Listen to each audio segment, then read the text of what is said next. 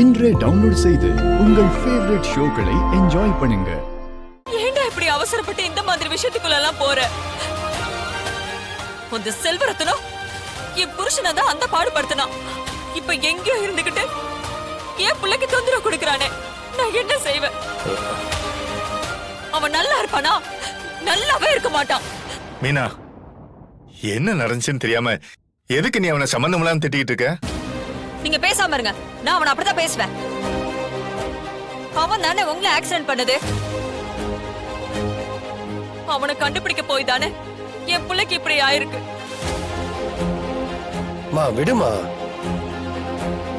CP, police கிட்ட நாம complaint கொடுத்திருக்கோம்.